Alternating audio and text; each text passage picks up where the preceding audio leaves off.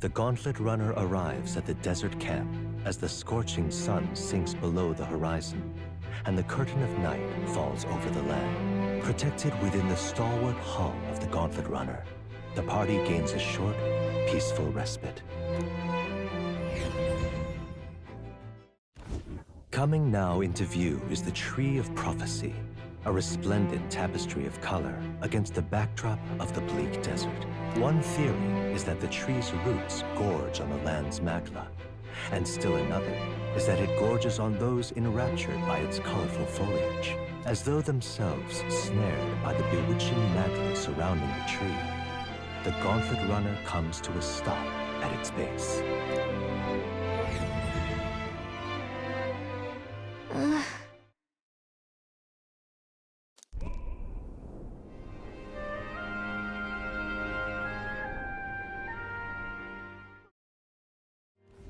The Gauntlet Runner arrives in a quiet clearing, concealed by boulders, as darkness reclaims the wilderness for itself. Monsters run rampant in the wilds. To sleep here would be perilous, unless from within the safety of a Gauntlet Runner. The party, secure in their Gauntlet Runner, spends the night in peace, hidden from hungry gazes. As the chirping birds return to their nests and the darkness claims its dominion, the Gauntlet Runner at last arrives at its repose, a place grown thick with trees. Are the sounds from between the trees just the leaves being caressed by the wind? Or are they the whispers of the beguiling beams of the dark? The party never has to find out, for they are safe within the Gauntlet Runner. Departing the capital and barreling southward, the party's Gauntlet Runner at last arrives in the old castle town, Martira, where their client Barden awaits. The towering castle's stark walls stare down coldly upon its visitors. The only question now is whether or not this gambit was the right move.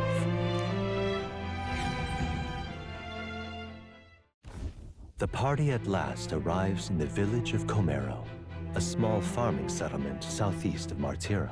Blessed by the mild climate, its ranches produce fine fare, and to take in its idyllic landscapes is to be at peace, as time itself seems to stop. It gained a reputation for its rare and wondrous goods, brought there by merchants in their longing to return. As though welcomed by the grazing animals, the Gauntlet Runner stops gently.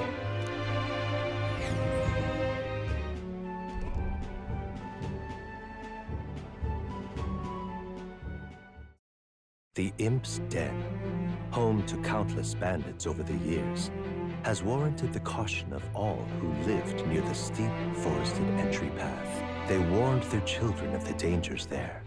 There are demons in those woods, they said. You mustn't go near. Perhaps the children's anxiety inadvertently roused something from its sleep. It is to that den, now befitting of its name, that the Gauntlet Runner arrives. Trusting the advice of Morris, Barden's right-hand man, the party takes the Gauntlet Runner towards the giant sandworm's nest. They could not know what they will encounter here, nor that it might be only the beginning of their trials.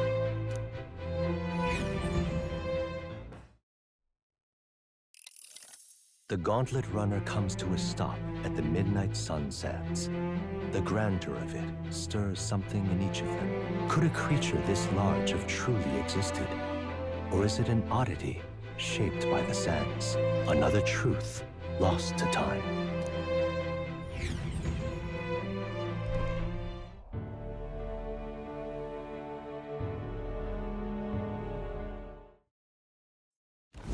The Gauntlet Runner takes repose at an encampment as the sun sets along the sandy horizon, darkness settling in. What creeps through the sands outside in the night is unknown to the party as they take their well-deserved rest. The Gauntlet Runner quietly comes to a stop before the giant sandworm's nest. It is the day that the sleep-inducing sand flash dances in the sky. Their target is Heisme Noctul, a villain still unseen, who has caused the woes of Martira. Will they successfully claim his bounty to great fortune? The Gauntlet Runner at last arrives at an encampment as darkness overcomes the wilds. Nightfall, the time of hunting for monster kind. Even with the Gauntlet Runner, it is no time for travel. As monsters come more alive with every breath, the thirst for adventure is quenched.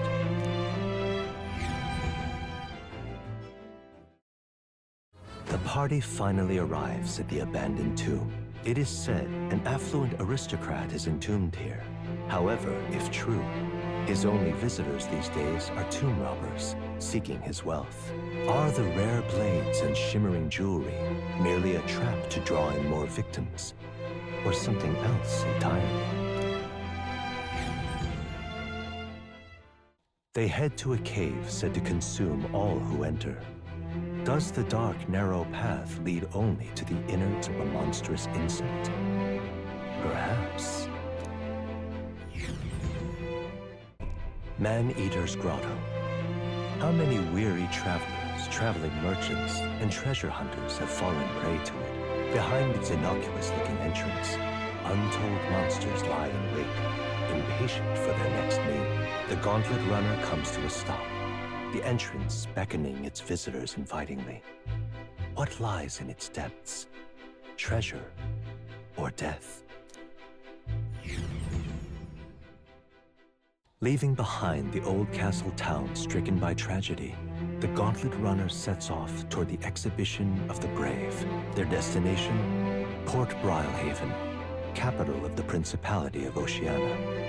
A world unknown to them. What will they accomplish? Acclaim? Or... The party sets off for Martira. As they watch the setting sun sink under the horizon, their Gauntlet Runner arrives in a land grown thick with trees. The wildlife retreats to safety before the sunlight fades, leaving only deafening silence. The anticipation that follows a journey's beginning swells in their hearts. The city ruins come to view. This place once flourished through the excavation of magma crystals by migrant workers. The work was hard, but the miners were hardy and spirited, and the promise of riches lured many here. In its time, it may have rivaled Brilehaven. However, the promise of strong magma drew forth the humans. As tragedies climbed, it became a ghost town. Now only the threatening glimmer of the crystals remain. And with the promise of abandoned riches followed the thieves. For some reason, though, they all seem to scurry home empty-handed, gripped by fear.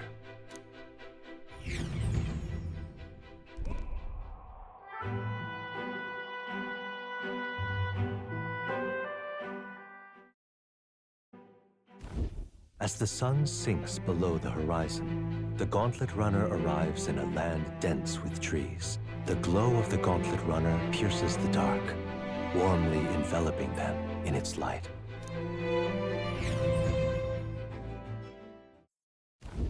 As the shadows are stretched to their limits before darkness takes them, the Gauntlet Runner arrives in a balmy wetland. Nocturnal creatures who lay dormant beneath the fens in the light rise to seek out their prey.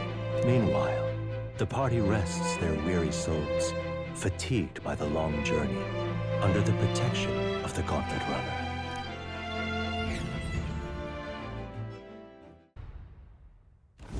Port Brilehaven, capital of the Principality of Oceania, the western annexed state of Uchronia. A vivacious city, Brilehaven is port of call to ships of both trade and war, bustling with hardy sailors. From the natural wonders caused by magma to the Colosseum's contests of strength, people flock here to see the marvels of a city that never sleeps. The sea guides the Gauntlet Runner into the city alongside a warm, salty breeze.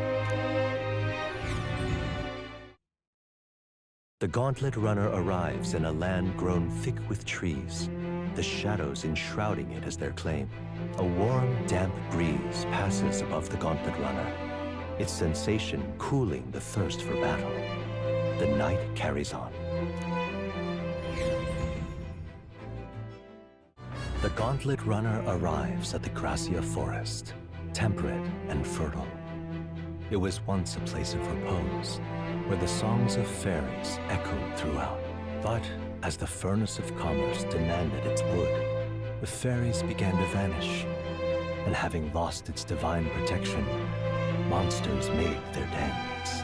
Fear of what lurks among the trees drove mankind back, and the forest fell into sinister silence. The departed fairies would weep to see it now. Giving it some thought?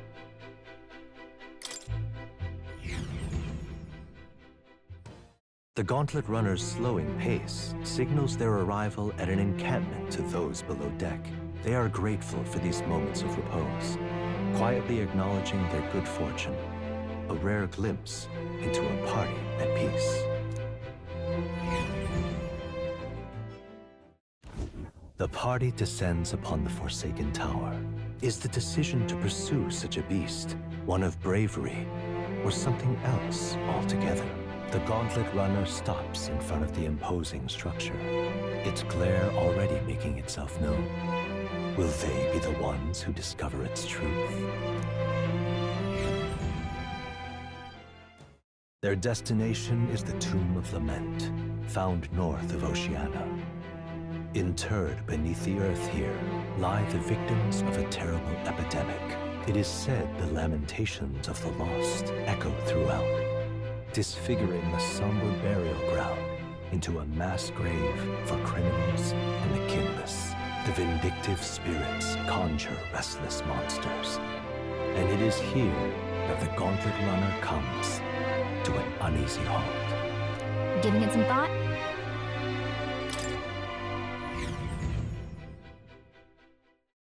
The Gauntlet Runner arrives at a spectacular waterfall northwest of Brylehaven, the Peregrine Falls. The water cascading down from the river between the canyons is among the kingdom's finest vistas, thanks in part to the monuments carved into rocky cliffs. Is the rumbling echo simply the water plummeting into the basin below, or the roar of the Mage King?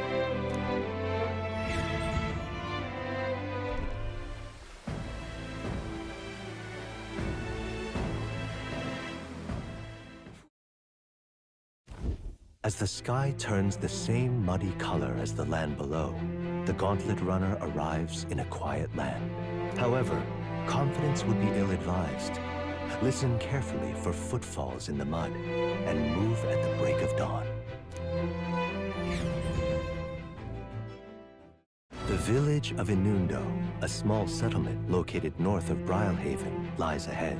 The industry that once thrived here fell into decline, and now the able-bodied youth dream instead of leaving home. A small population of mostly children and elders remain, and visitors are scarce. The Gauntlet Runner slows to a stop.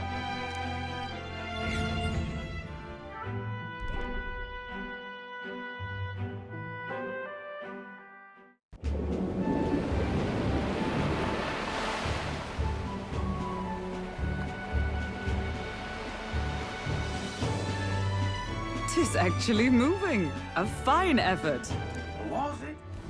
The Gauntlet Runner takes to the water in its new form, setting out to the wide open sea. Their destination, Ferga Island, an enigmatic foreign land that not even the long arm of Sanctism can reach. Not all present now would count themselves as allies. Will this prove difficult, or something else entirely?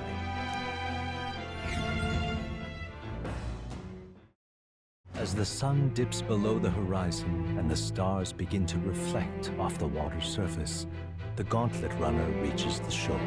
Lurking below the surface, in the black and fathomless deep, are the eager eyes of predatory hunters. But the party, safe inside their Gauntlet Runner, relaxes from the burdens of their voyage, gazing out over calm waters. The Gauntlet runner halts at a sandy hollow that suddenly arises from the sea. The towering seawall. It is not an island or a reef, but a mass of sand expanding below sea level. There is no sign of a water flow. There are many places in Oceania where the laws of nature fail, but here it is especially evident. The surface drops as though it were gouged out. Still, best not to be distracted by the spectacular. Monsters roam the deep, and tales of people being dragged below are not uncommon.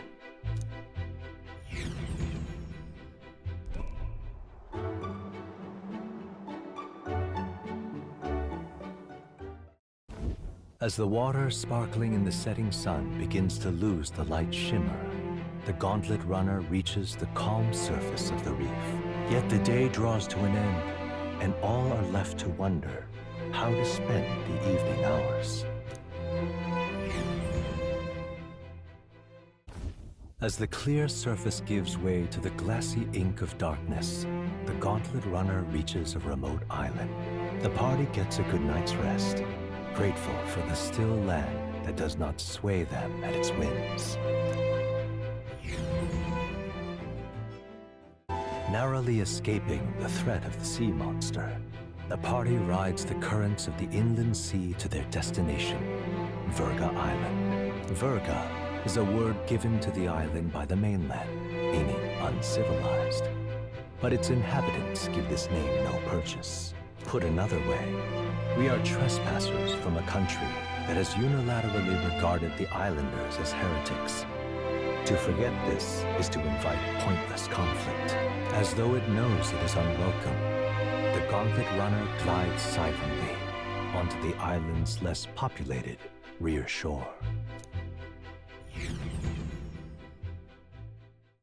Wind carries the unsettling cries of beasts over the water, ensuring that even reaching the temple will be a trial. The Gauntlet runner pulls into the shores of the isolated island amidst surges of sinister magla. Navigating the archipelago's currents once more, the Dragon Temple again comes into view. It is dedicated to the dragon god, Et. The Gauntlet runner pulls into the shores of the isolated island amidst surges of sinister magla. As the sunset stretches the Gauntlet runner's shadow across the water, they arrive at the prismatic sea. Sailors whisper of an otherworldly view visible in these parts, if you survive the terrors of the deep. Yet somehow, the sailors have never found an unimpeachable source, and the party was about to understand why.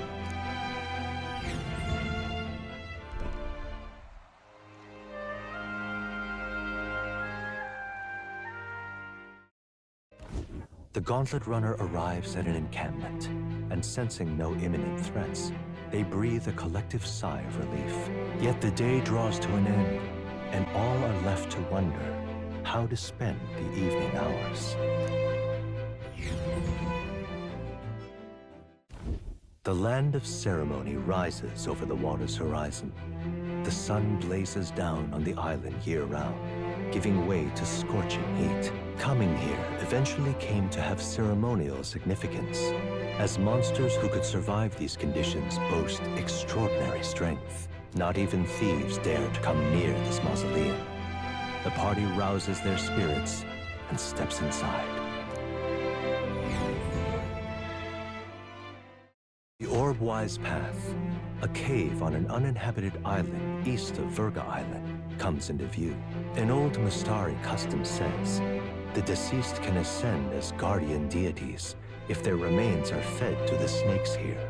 Time passes, lands and peoples change, and the unthinkable becomes sacred tradition. The party arrives with complicated feelings. Giving it some thought?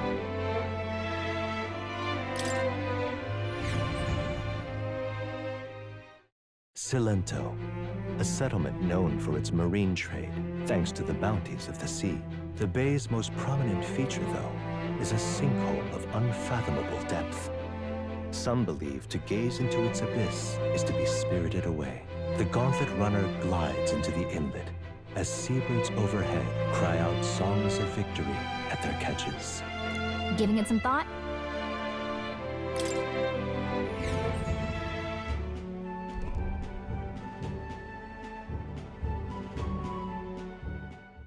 As the sun sets over the sea's horizon and the birds rest their wings, the Gauntlet Runner settles into a reef, waves lapping softly at its hull. The Gauntlet Runner anchors itself at the reef to stave off danger. Within its walls, the party sleeps peacefully. At last, the party arrives at Sporico Cave, nestled deep in the forest. Within, vibrant flowers rich with color blossom in full glory. But theories claim the cave itself is a weapon of a bygone era, and the magic of its circuitry infused the ground with magma. As though drawn in by the bewitching light, the Gauntlet Runner draws near the mouth.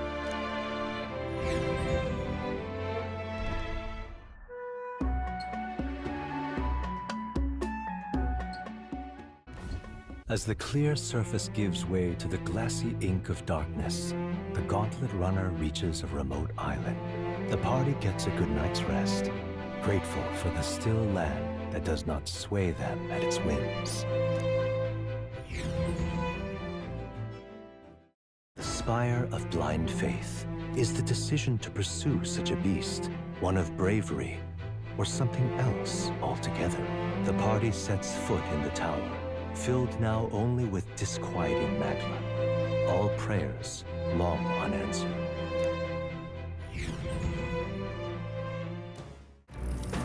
Coming into view is the village of Ligno, a frequent stop for capital-bound peddlers and merchants, experienced traders who have withstood the trials of all the world's cultures and customs, gather here with rare goods found nowhere else. Though the village has waned in light of the influx of monsters, it remains an important hub of commerce. Here in this corner of the world, the Gauntlet Runner arrives. Giving it some thought?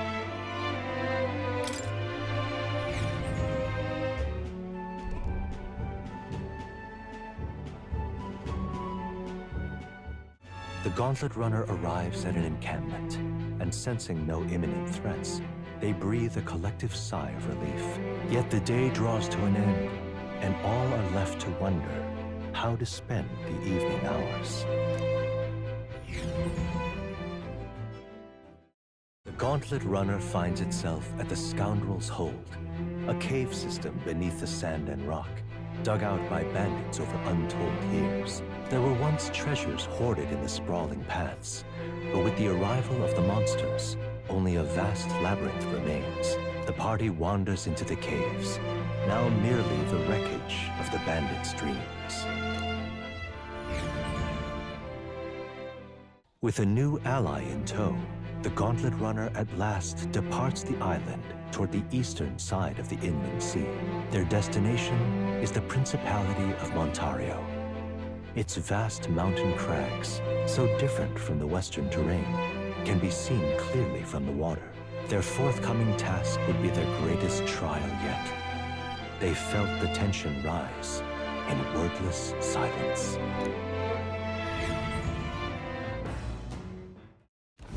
The Gauntlet Runner arrives at Cliffshade Camp just as the curtain of night descends on the wilderness. Ideal for their cover, it works both ways, as monsters and rogues alike await their victims in the shadows of the rocks. Only a Gauntlet Runner offers peace of mind against such dangers, a large reason why they are so sought after.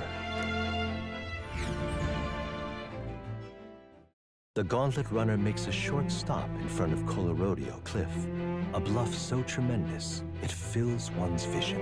Its massive fissure is said to be the vestige of a god's wrath, as only a force capable of splitting heaven and earth could cause it. Perfectly balanced by the work of nature, or the wrath of gods extolled in the myths of creation, none can say.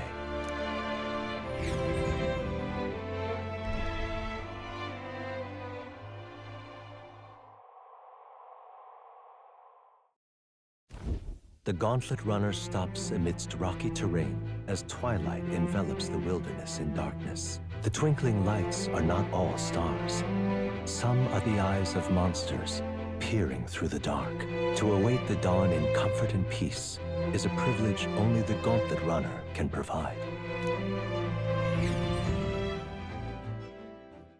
Before Altabury's mountains, the Gauntlet runner sets upon the murky graveyard. The colossal bridges overhead are an impressive sight. During the Annex War, this land was a fierce battleground. Many soldiers, unable to return to their loved ones, found their final rest here. But few honor the dead. Their spirits take no solace. Their tragic remains are desecrated by wild dogs, leaving their bones exposed to the elements.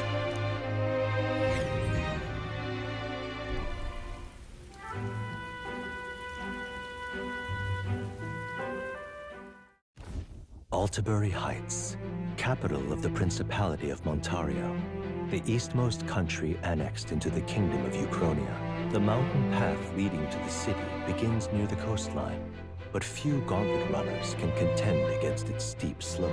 Those who complete the arduous climb are rewarded. City lights, dusted with snow, twinkle beautifully in the valley.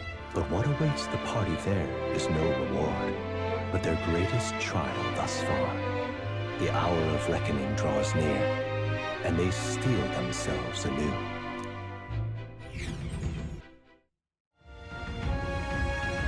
I'll do it. I'll take you with me beyond the sky! What the?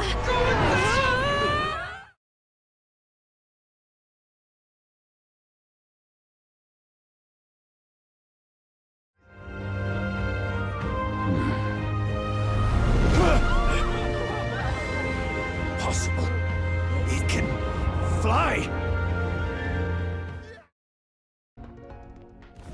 The Royal Mage Academy ruins. The once proud school's dignity is long stripped by frigid wind, its frozen spires piercing the wintry clouds. The Gauntlet runner lands at the foot of the mountains, blemishing the pristine snow with fresh tracks. In silent certainty, they know Rella awaits them, the weathered corpse of a scholar's home at her back.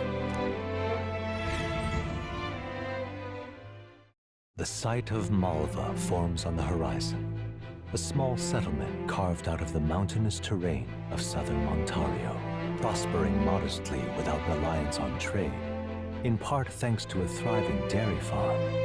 The Ishkia tribe secludes itself here, avoiding outside clamor. As though ushered in by the bleating of sheep grazing on a rock face, the Gauntlet runner descends upon the quiet mountain village.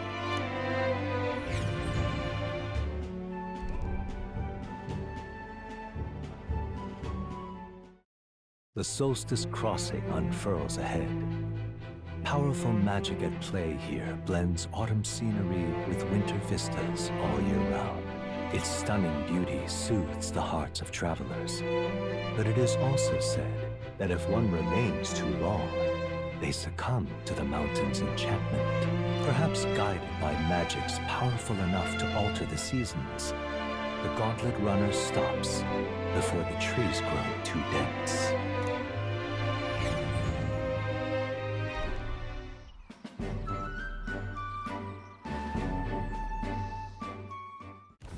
A road in the northeastern mountains of Montario gives way to the Everfrost Forest, its foliage visible through the biting wind. Just as the seas of Oceania rise inexplicably into the air, the land here rejects even the modest climate fluctuations of its surroundings. The Gauntlet runner skids along the frost to stop at the forest's entrance, the icy wind ever present.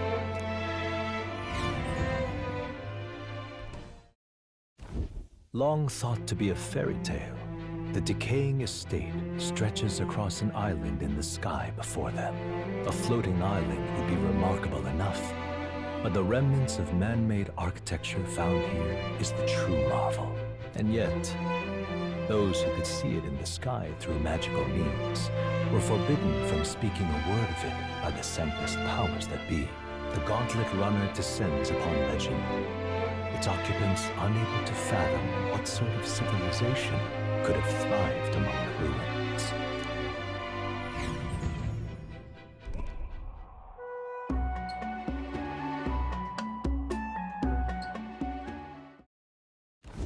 Infringing upon the heavens, the Tower of Insolence appears before their eyes. Is the decision to pursue such a beast one of bravery, or something else altogether? The Gauntlet Runner, disturbing countless years of unbroken silence, lands confidently in front of the tower.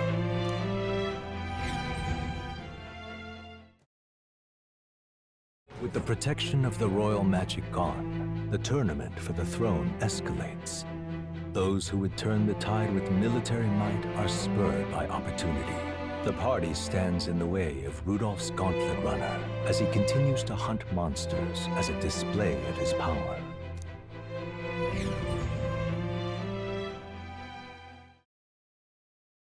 With the protection of the royal magic gone, the tournament for the throne escalates. Those who would turn the tide with military might are spurred by opportunity. Milo's path to a world where beauty reigns is once again thwarted by the party's Gauntlet Runner. His frustration boils over, marring his elegant countenance.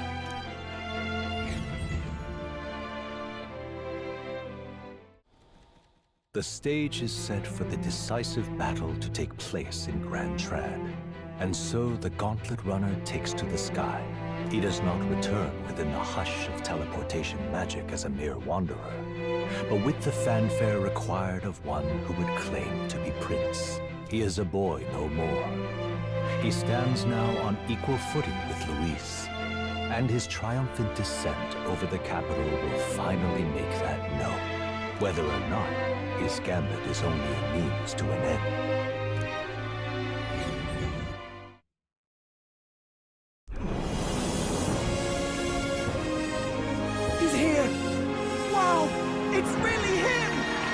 Welcome back! Your Highness!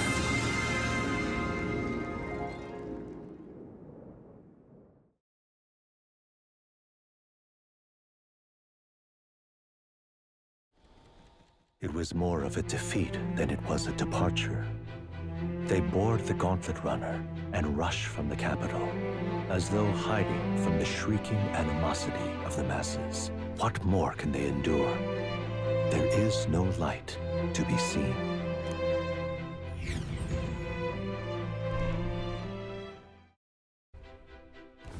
At first glance, it is a simple forest, deep as any other.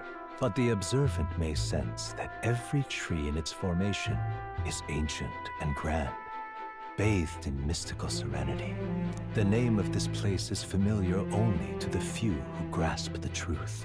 The ancient Elden Sanctum.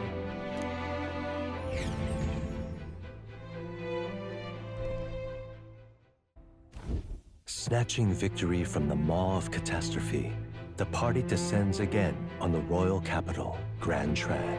But they are greeted only by ominous skies. Their return hardly counts as a triumph, considering how they departed. Anticipating conflict, the Gauntlet Runner comes to a quiet stop.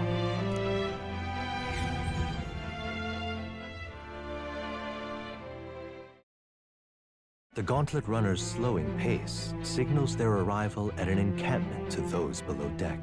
They are grateful for these moments of repose, quietly acknowledging their good fortune, a rare glimpse into a party at peace.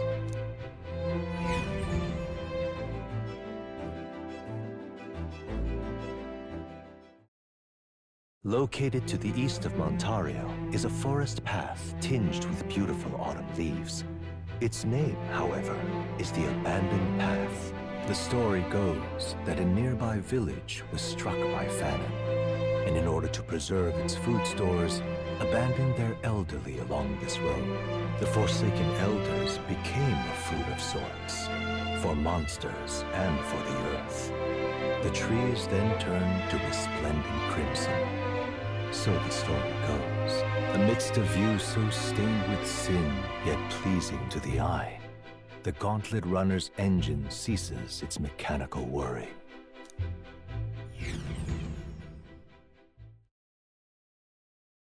Far to the north of Altabury, Mount Volcano rises through the molten ash of its own making. Magla crystals are swallowed by the lava, and a malevolent heat scorches the air. Conditions only hideous monsters could find alluring. Or perhaps the monsters are not the only ones. Defying reason, the party descends into the maw of the pyre.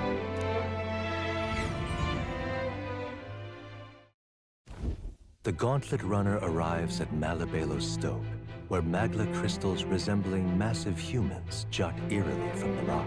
For reasons as clear as the crystals, excavations here were deemed taboo and forbidden by the Sanctus Church.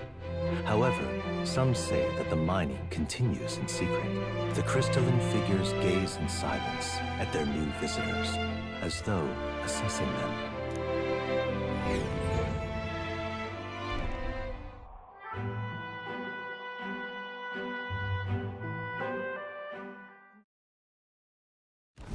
The party makes their way to the northmost part of Tradia, the region housing the capital, to the disgraced ruins. When were they built? By whom and for what purpose? There has yet to be any literature or folklore that sheds light on the matter. Still, none of this changes the fact that what stands before them is real. The invitation is extended.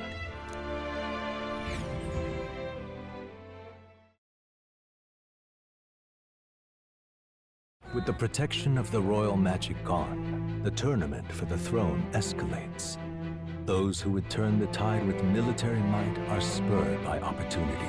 However, the case of Jin Dulz was something altogether different. Standing firm in his path is the party's Gauntlet runner, there to take back what Jin stole from Nurse.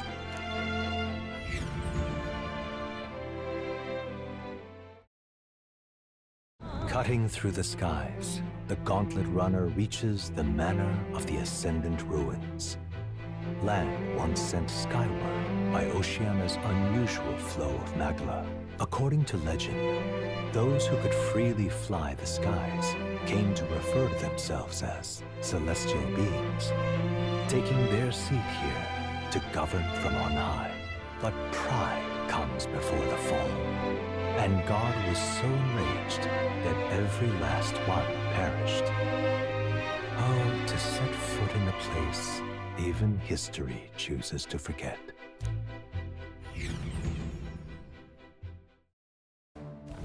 The skybound Avatar. Taking on the face of His Majesty, the royal palace rose to the sky on the day of his own funeral. Is it still the palace as it once was? It is impossible to tell from the ground. The Gauntlet runner arrives at the entrance, at last marking the prince's fateful return to the place he was once forced to abandon.